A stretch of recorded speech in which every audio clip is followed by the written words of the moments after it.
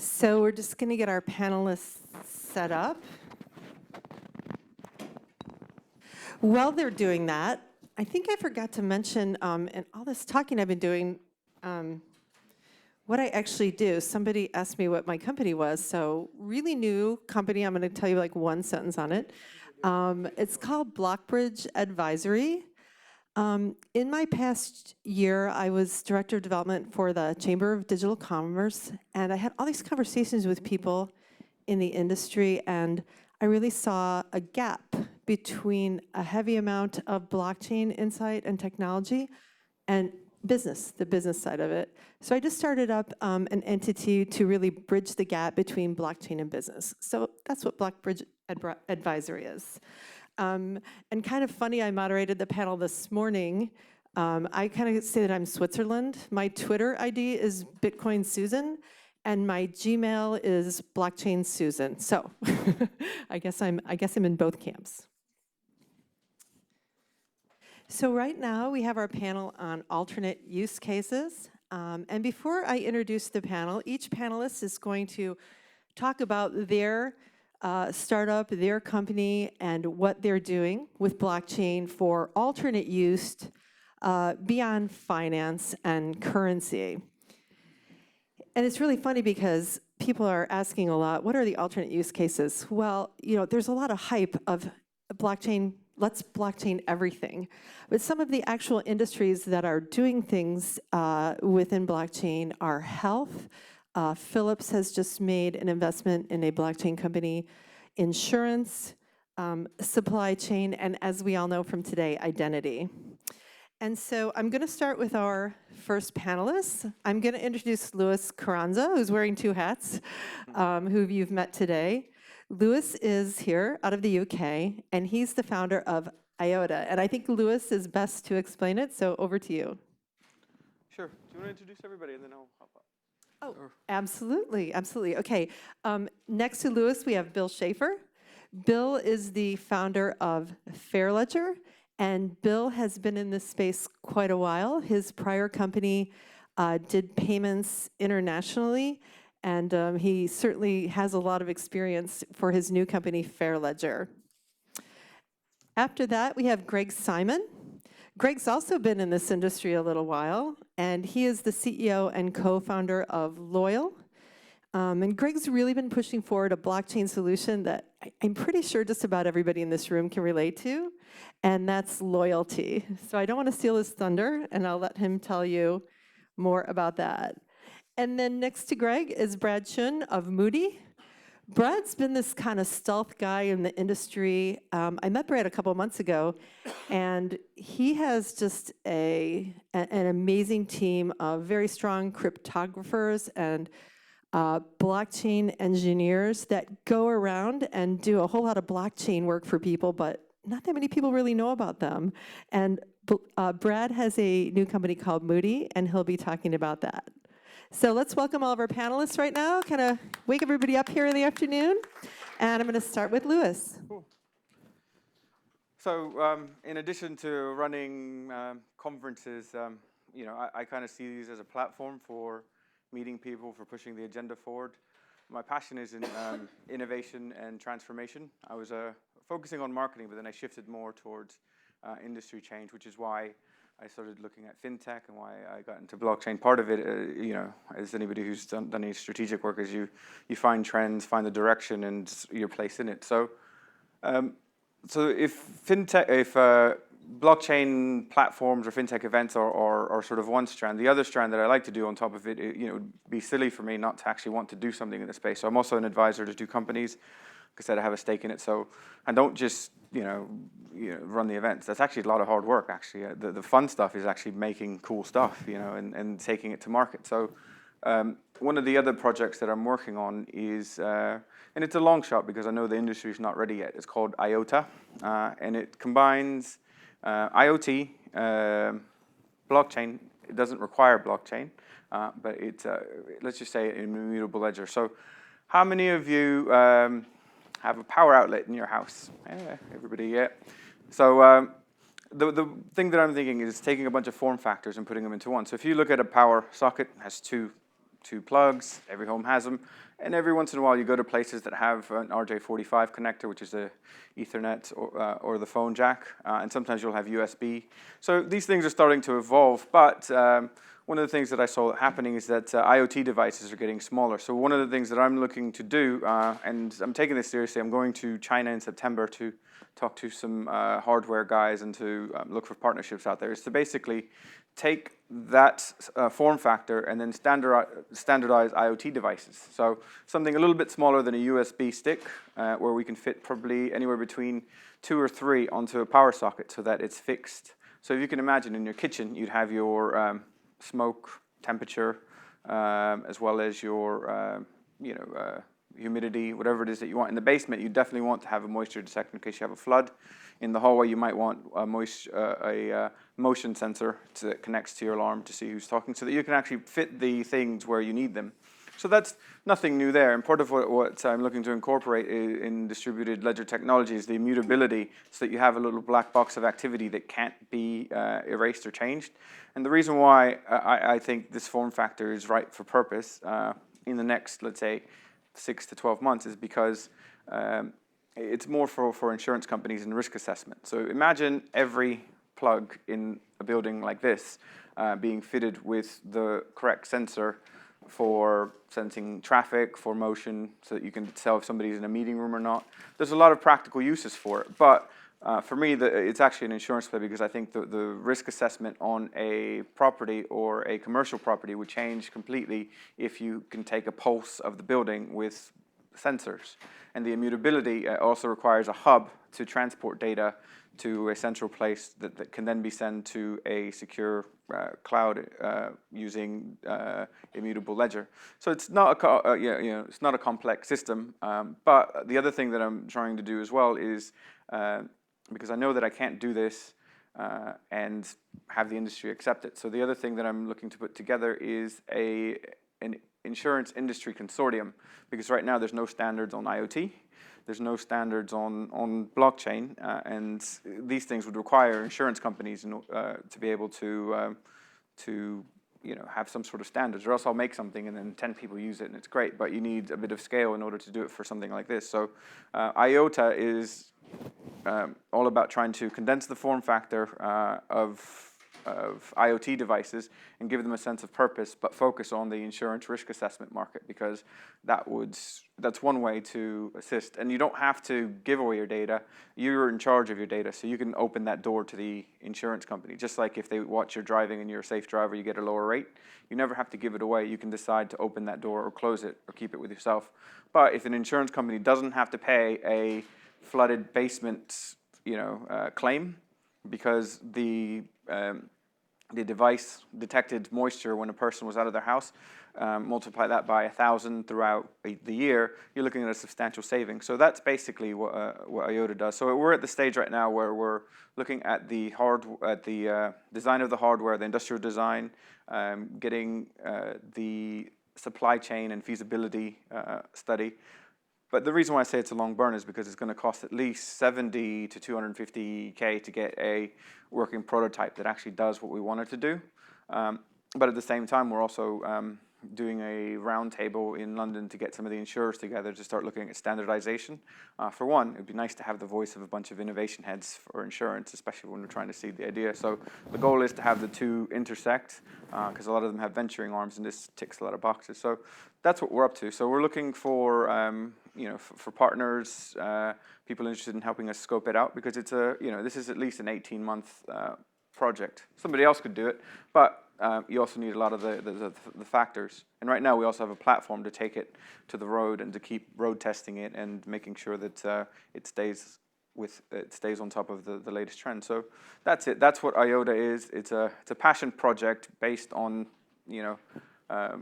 my interest in blockchain and several other industries that are coming together. So thank you. Golf clap.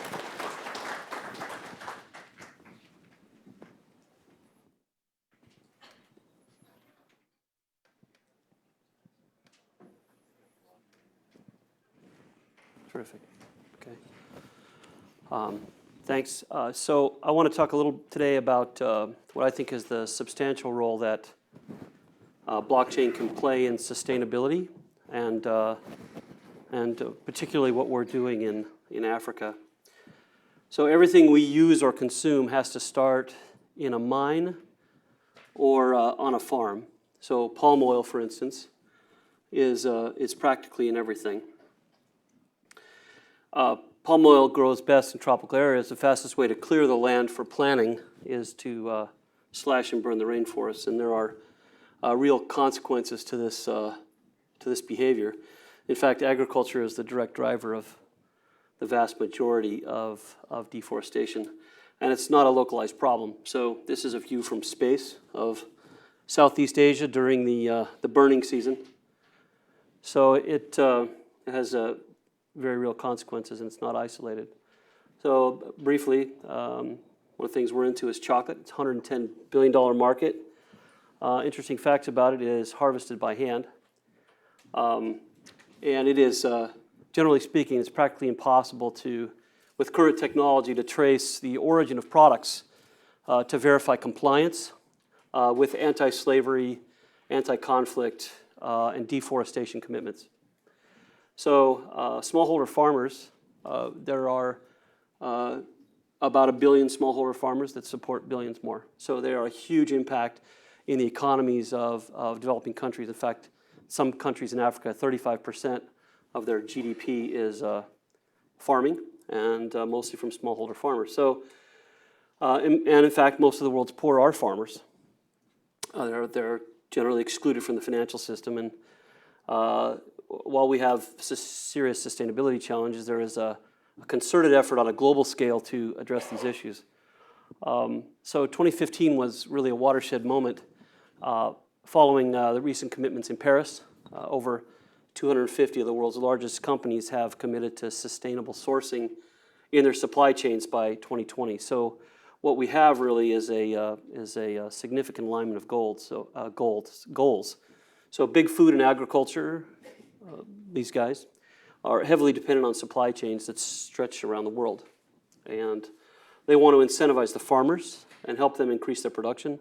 They also need real-time visibility to their supply chain. So corporations want to eliminate this fraud and process transactions faster and pay their farmers more efficiently and fully. So the large agribusinesses have engaged, and so more than ever, there's a serious commitment to change the status quo, right? So consumers are demanding transparencies, and governments are demanding accountability. So traceability and accountability in the supply chain is key to solving this formerly intractable problem. Companies want to know where their products come from. We now have a situation where many disparate parties, governments, NGOs, companies, traders, buyers, farmers, need to share information in real time with transparency on a global scale. And so I think that's an excellent application for blockchain technology. So in West Africa, we're working with local NGOs to register the farmers, record their rights to farm a particular plot of land or a concession. We're also providing sustainability certificates to enable them to receive premiums from the corporate buyers. And we're helping the corporations to meet their commitments to their shareholders and customers.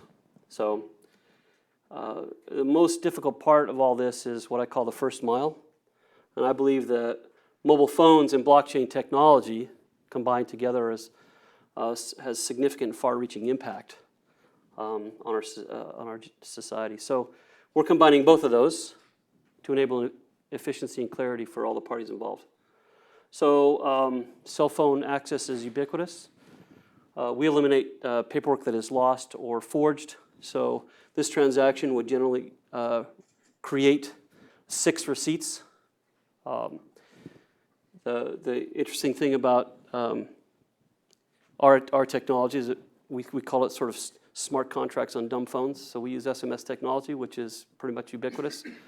And of course, some of the earliest adopters of technologies are farmers.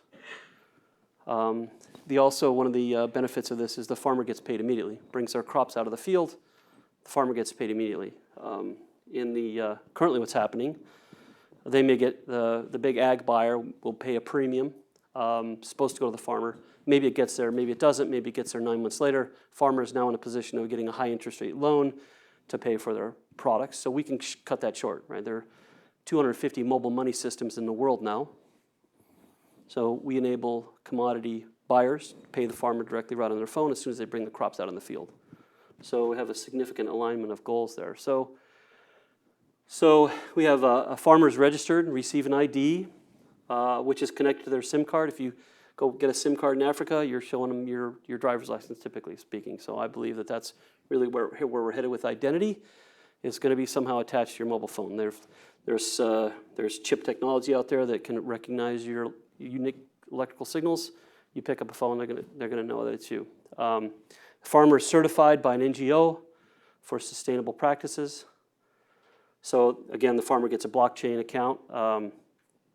They have, we use, say, tokens representing a kilogram of cocoa, for example, typical production for an acreage farmed.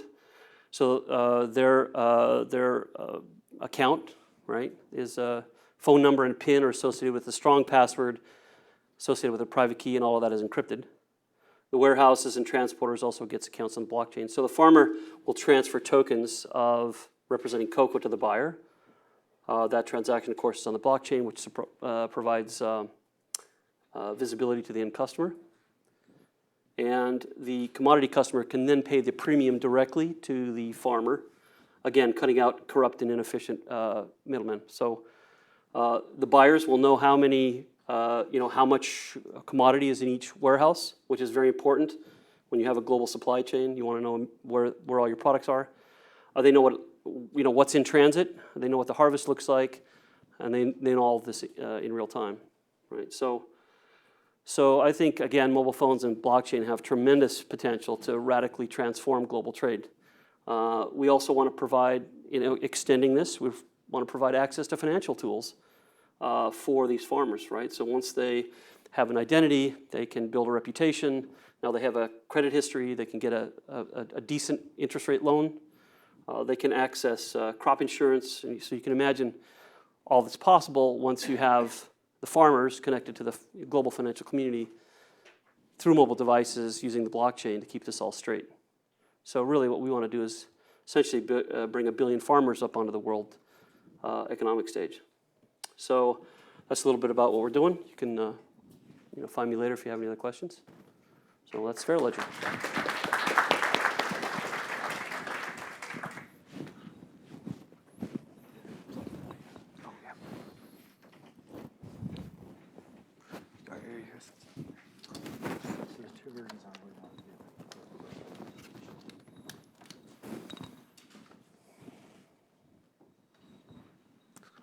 There.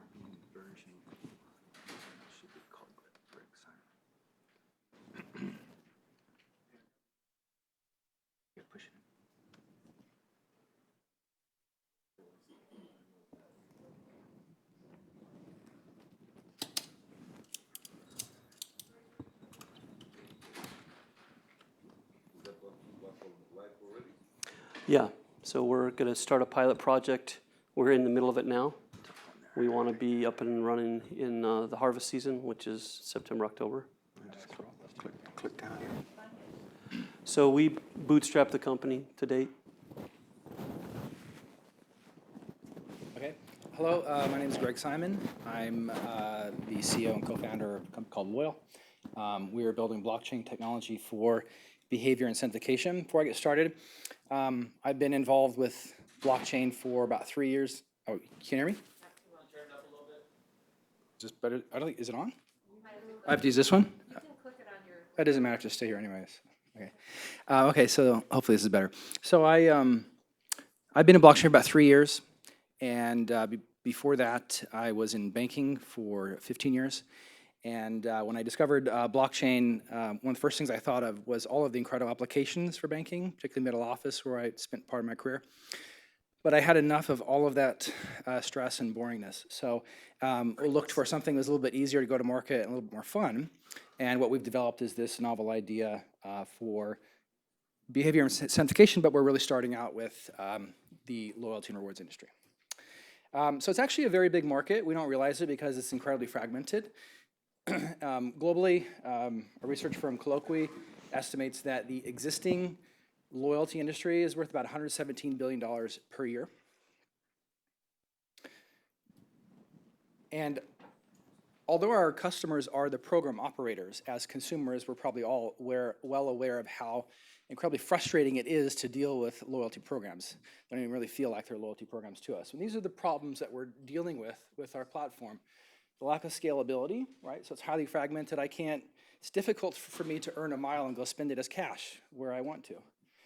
The legacy systems, you'd be shocked to see what sort of computer systems these loyalty programs are using within our clients' offices.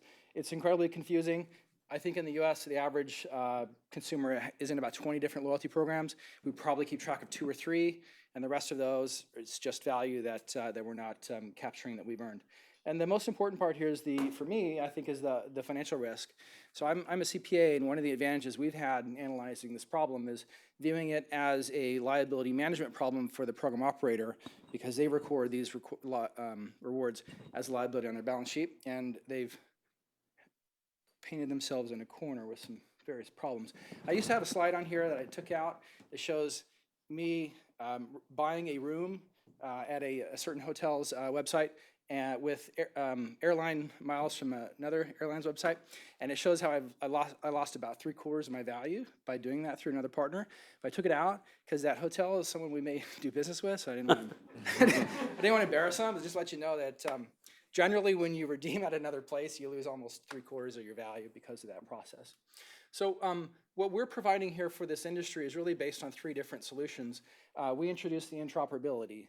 So for example, when you do go onto the website to purchase a hotel room with your air miles, you don't have to go through this closed loop system. You don't lose a lot of value. You don't have to have a lot of the restrictions anymore. You can basically earn it and spend it as cash wherever the issue has permissioned it to be spent. Multi-branded coalition. What we do here, and I'll explain a little bit on the next slide, allowing you to have a uniquely branded program within a broader coalition program, which you can't do now. The dynamic incentivification, and again, the liability management. So I'll touch upon these a little bit on the next slide. Oh, sorry. Where's the Top button. Top. Here? No, it's just by the antenna in the middle. Now? Yep, you're on. Now we good? Okay. We have a joke in my company. We can't figure out technology. We say we should start a tech company. Okay, so this is an illustration of some of the things I just mentioned on the previous slide. For example, when I talked about having the multi-branded coalition, this can be any relationship network here. So here on top we have an airline, and the airline's doing business through a hotel and a card and a merchant. But really, this could be anything. This could be a hospitality company and franchisees. It could be Visa and people they do business with. It could be a supply chain, whatever. But in this case, you can see we've got this consumer here who has purchased something through this card with that airline. If they did that now, they could get an airline uniquely branded token.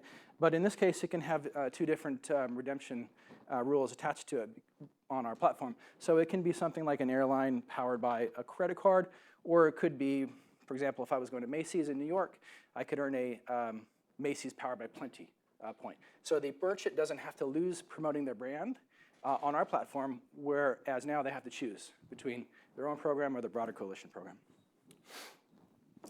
Doesn't really show it so well on here, but what we can do with the incentivization component is you can have a highly targeted incentivization based upon who the target is, who the consumer is.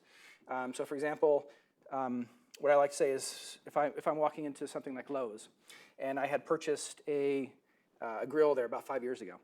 So what we could do with our smart contract layer, if Lowe's has access to the information of what I've done in the past, it can give me a prompt and can say, hey, Greg, that grill you bought here 5 years ago, it's probably getting rusty, it's getting old. You probably need a new one. There's one here kind of like that one, a little bit better. And if you get it today, you'll get 4 or 5 times the value of your rewards. And so I go, yeah, okay, I would value that. And I buy it, take it home, and I say, gosh, I really needed this grill. Lowe's really understands me. They know what I need. And now my loyalty has gone to a much deeper level because it's customized service provider for me. All right, so here's an example of a consumer experience. like I mentioned, we're a B2B company, but it does improve the consumer experience. So here we can see we've got this guy. He's got this Citi Thank You Rewards card. Let's say he's gone into Best Buy, and he did a similar example of what I just said. It knew what kind of TV he would want based upon what he did. He bought it. He was happy. He earned his points. He goes on to Expedia, and he wants to go for a trip to Dubai. So what he's done is he has his thank you points. Citi also manages Expedia Plus program. They also manage the American Airlines Advantage Miles program. He can combine all of this value as if they were fungible currencies and purchase an American Airlines ticket and go to Jumeirah in Dubai. Right? So one of the great things about us is we actually have clients. One of the few blockchain companies that have clients that pay us money. It's great to say that. Haven't been able to say it until recently, but we made it through. So in May, we launched our platform, went live with a employee rewards program that we're operating for PwC. And that's been running through the MVP program we just completed. It was a huge success at Deloitte University through the interns. And now that's hopefully going to be rolled out further. In June, we started a proof of concept with Emirates Airlines. We're not allowed to write it there, but I can basically tell you. We're in the third month of that program. That's scheduled to go live in November. And I can't say exactly what it will be, but basically two components of it. One is showing the ability to earn or redeem at different places.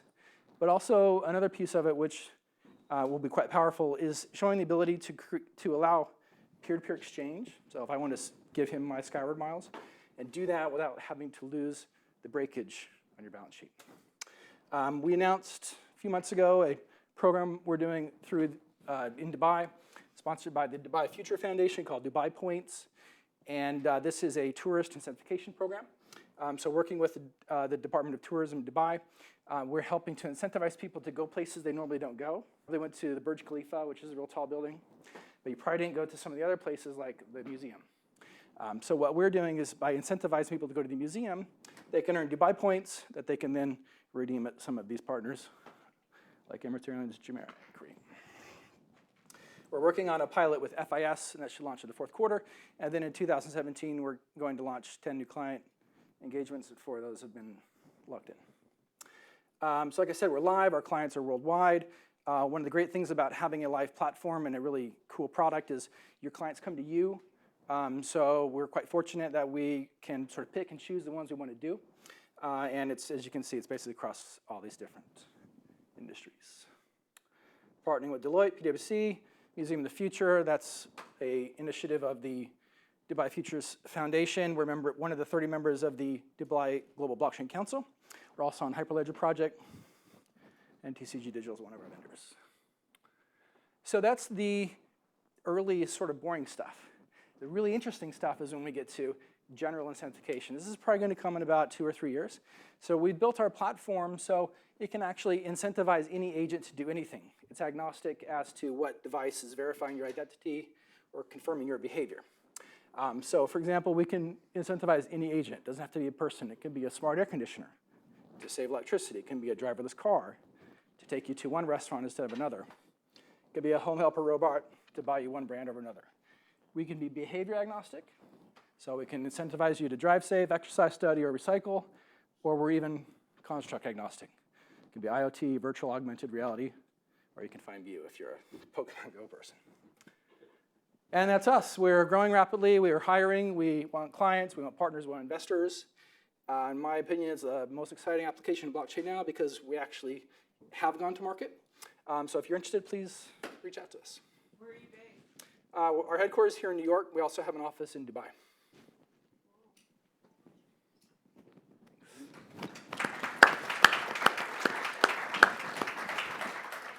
Get a question.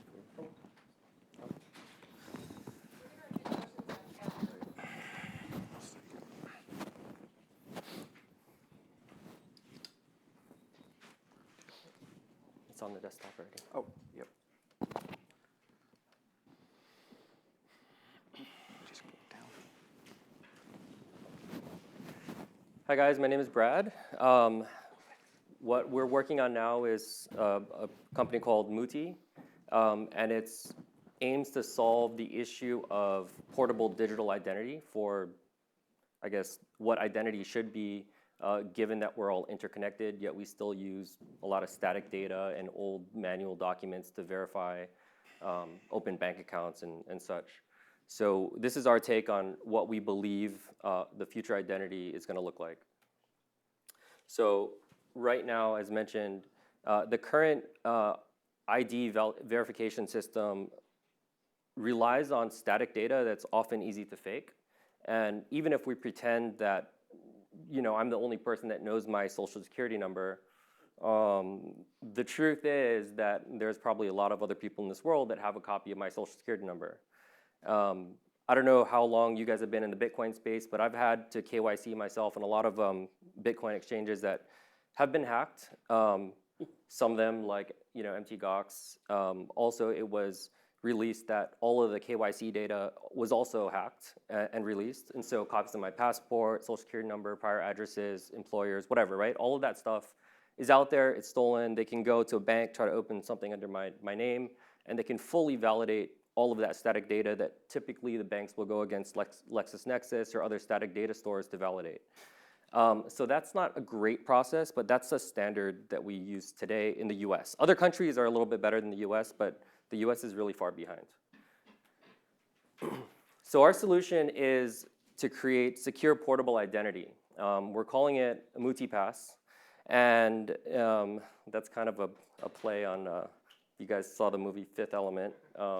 We might have to rename it, but that's what it is for now. Some of our investors really want us to change the name, but we like trolling, so that's what we're doing for now. So essentially what we're gonna have as an interface for logins, it's basically a key store that you custody in your own device.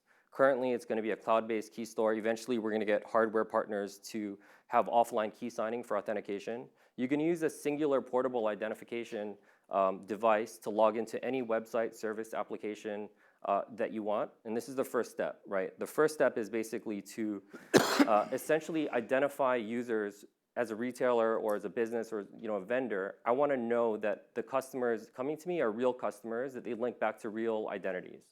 I don't necessarily have to know where they live, what their names are, but I want to know that they're a unique identity for certain purposes. In some cases, I might not care. I run a website for them. I don't care if somebody has 20 identities.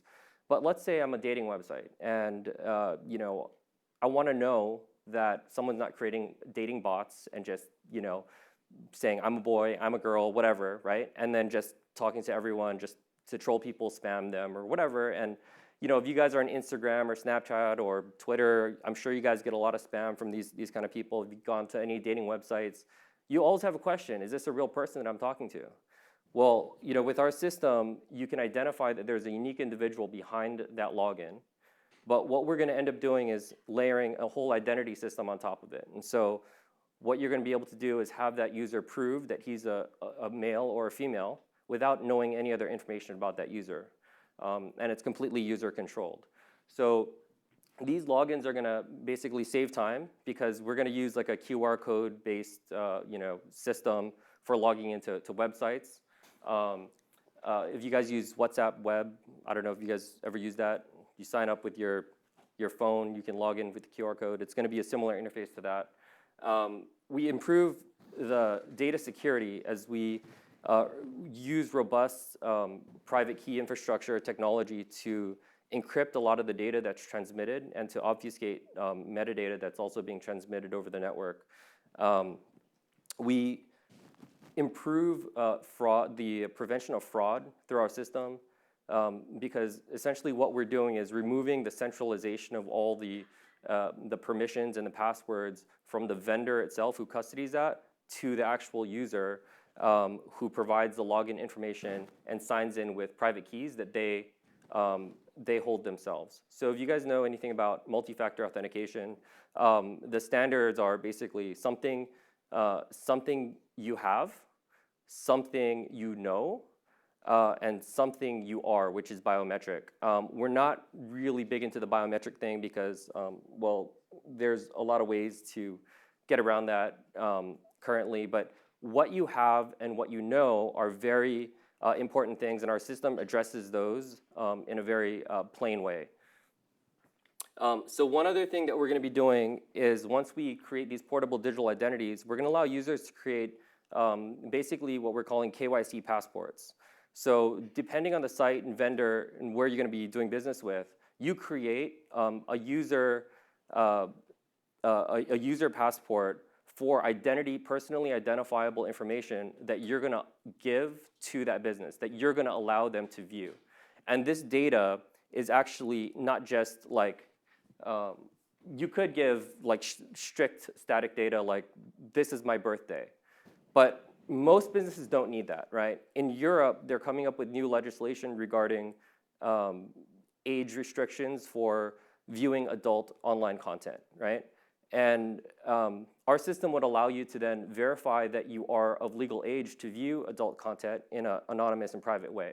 So the way we do that is we have a system of what we call identity providers, and it's going to be third-party attested identity, as well as self-attested identity.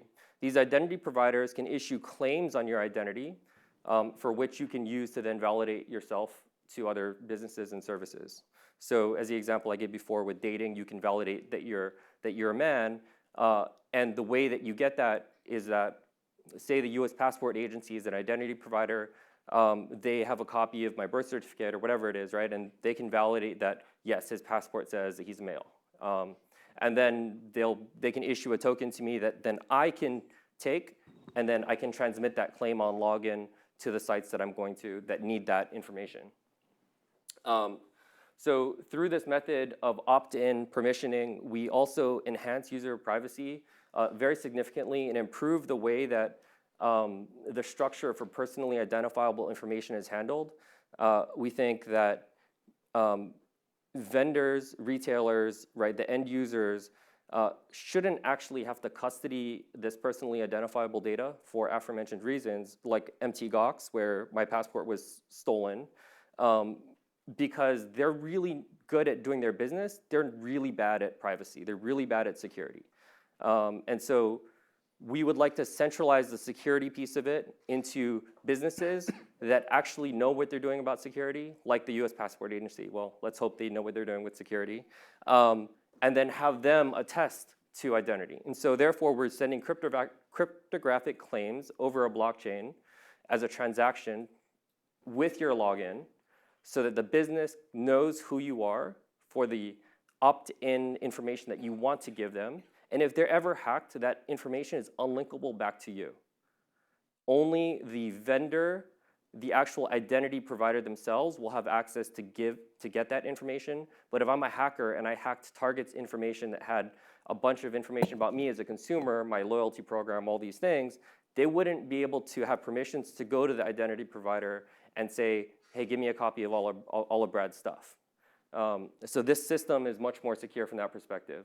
It also gives really simple and easy KYC verification. Now, we still have to work on the legal and regulatory side, especially within the fintech space on KYC. But imagine going to a Bitcoin exchange and just logging in. And you log in and you provide enough information about yourself that they can actually legally do business with you in a very, very transparent process. So you basically KYC yourself up front before you go to the exchanges, and they outsource it to other providers, which validate and give me a token that says, Brad is not a terrorist, he's not doing money laundering, he's a US citizen, right? And they can give all of these claims as part of my login to an exchange. So now I can have a passport for doing fintech, money transmission, but I can do this anywhere around the world with any vendor that wants to use this, as long as we can convince the regulators that this is a good way to do KYC. We're going to have simple signups and logins I mentioned before, guaranteed uniqueness of individuality. And one more point about our platform, I know this is a blockchain conference. We are actually blockchain agnostic. So we're using cryptographic primitives that are used in elliptic curve technologies in different types of blockchains. But we've determined that the best way to move forward is essentially to have a blockchain agnostic product. A lot of the businesses we want to work with have already had partnerships with Hyperledger or Eris or some other underlying blockchain. IBM's using their Fabric. Azure's got some other partnerships. You have credits. You have there's a billion private blockchains and public blockchains. We want to integrate with both. We believe the public blockchains are more censorship resistant, so we like those more.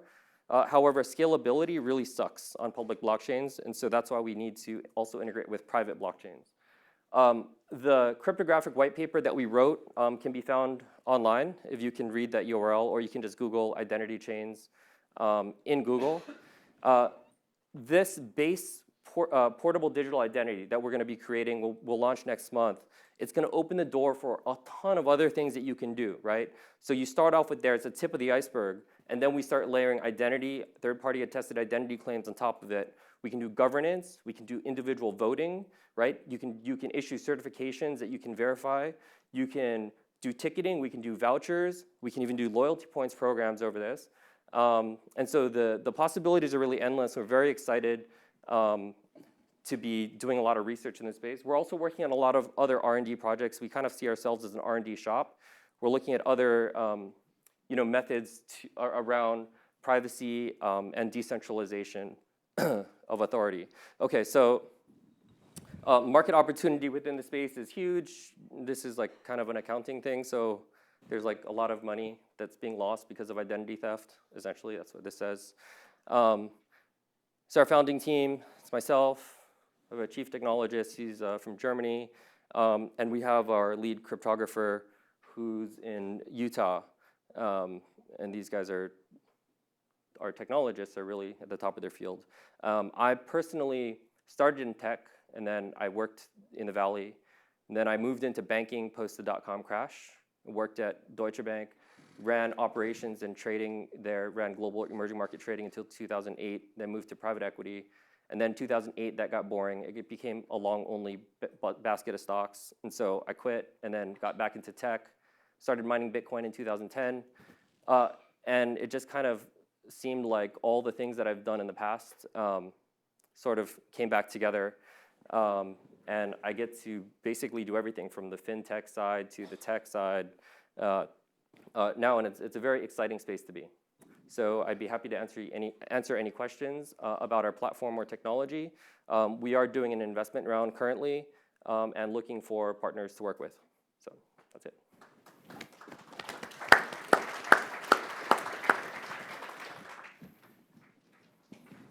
Thank you. In just a second, we have time for a few questions. I want to do a quick rapid fire question of the panel, of each panelist. So with your business, what's your biggest challenge right now? Is it funding, engineering talent, buy-in, complexity? So what's your biggest challenge right now in just a couple words? Louis? I think the complexity of doing hardware. Right. Okay. Bill? I guess at this point, it's probably funding. We've got to a point where we're operational. And it's a big problem to solve, so you have to figure out a way to scale it. Thank you. Greg? Not enough salespeople to answer all the emails coming at me. Sorry. What a great answer. Sorry, it's a great problem to have, but it's true. Okay. And Brad? I think we're at a stage where our biggest problem now is getting the word out there. This is the first actual public release of what we're actually doing. And so we're going to need more, hopefully, salespeople. And I hope that's going to be a big problem. Okay, excellent. Is there any questions? We have just a few minutes for any questions from the audience. I see one on the left and one on the right. Yeah, I'm actually want to ask one question All to right, Greg, okay. for Loyyal. So what's the incentive for the businesses that you're targeting to sign on to your platform? Because it seems as if they do sign on, even though they're potentially able to better balance or identify the liabilities on their balance sheet, they would potentially have to pay out more in loyalty points. So from their perspective, what's the benefit for them signing on? Well, there's a number of benefits. You touched upon one of them. We actually solve that problem. On first glance, the uneducated observer will think that we perpetuate that problem. So people who aren't familiar with loyalty programs, they have an industry term called breakage, which represents rewards that are never redeemed. It's actually the opposite of loyalty because they're sort of hoping you don't value their brand. And they've come to depend upon this kind of like a drug because it's a liability on their balance sheet, but you can sort of say, okay, 20% will never come back, and so I'm not going to put that on my balance sheet as liability, even though you actually are liable for it. So they're understating liabilities to overstate short-term profits. That's okay until you get to $2, $3, $4, $5, $6 billion of accumulated liabilities. So if you look at a program with $6 billion of accumulated liabilities, the real accumulated liabilities is probably more like 9, right? So if there's any change in consumer behavior and they have to reevaluate that, it's really scary. So they're trying to do that now. So the example I took out of when I took my air miles and went and redeemed them at a hotel, they don't do that because they want to give us all these great ways to redeem our miles. They do that because if we redeem back to the issuer, they pay full value on redemption of that debt. They don't like to devalue because everybody gets upset about it. So what they do is they send you through a third party and they devalue it without you knowing it's getting devalued, right? So you can do it on a case-by-case basis, depending on who you go to. And that's fine. That's helping them to increase the flow, the velocity of redemption through other less expensive portals.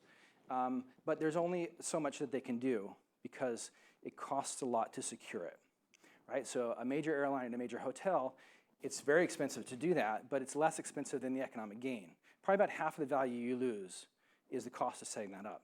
But if you have a major airline like Emirates we're working with, and they wanted to have a redemption partner with one of the hot dog stands out here, forget it. That's never going to happen. But if their program is a module on our loyalty platform, then that hot dog stand vendor can download a wallet, and then Emirates can permission that wallet to do things with their tokens, and that can be accepting it for redemption. So as a consumer, I'll perceive value in that option, and so I'm willing to take a lower redemption value for having the ability to do that. And so now through that less expensive redemption portal, you can have an accelerated redemption velocity, and it'll come in at less than the full value minus the breakage on the balance sheet, right? So they're already doing that, but what we do is we take all the cost part out, so you get a little bit better price, and it's more convenient, plus also becomes basically scalable worldwide. Thanks. Okay, thanks. 2 more quick questions. We've got one over here on the right in the back, and also we're kind of running into our next panel, so after a question or 2, you'll be able to talk to these gentlemen after our final panel as well. Hi, I also have a question for Loyal. And I don't mean this as a pejorative, I mean this actually as very, very savvy business. But to what degree do you attribute the success you've had so far to the fact that banks want this stuff off their balance sheets? I would say probably very little. I would, be honest, the majority of the incoming interest is because we hired 2 veteran loyalty industry experts who have the personal relationships at basically every major loyalty program there is with a hotel, and airline, and bank. That opened the doors of the conversations. They do want to get it off their balance sheets for sure, but most of them, when they approach us, are not aware that we're able to do that. And I actually attribute the others that had tried to do this, and you'll find no longer are doing this anymore, and incidentally this is the only thing that we do, is because when you approach somebody with the proposition of creating exchangeability and liquidity of points, they're gonna have a heart attack because they're gonna have to suddenly lose billions of dollars. So you have to design it in a way that allows them to not have to report that breakage, but they don't know until they have the conversations with us. Yeah, well, we're solving the problem, exactly, but they don't understand blockchain. And this is maybe not only our challenge. Yeah, we've got a great blockchain solution for the loyalty industry, but they're not necessarily blockchain experts or tech experts. And so I guess part of why I said our biggest challenge is the salespeople. It's not just a guy to reply to the email. It's somebody who really understands blockchain and loyalty so they can explain how it does allow them to reduce the breakage. Okay, so thank you very much to our panel on alternative use cases. And after our next panel, you'll be able to speak with them with some more questions.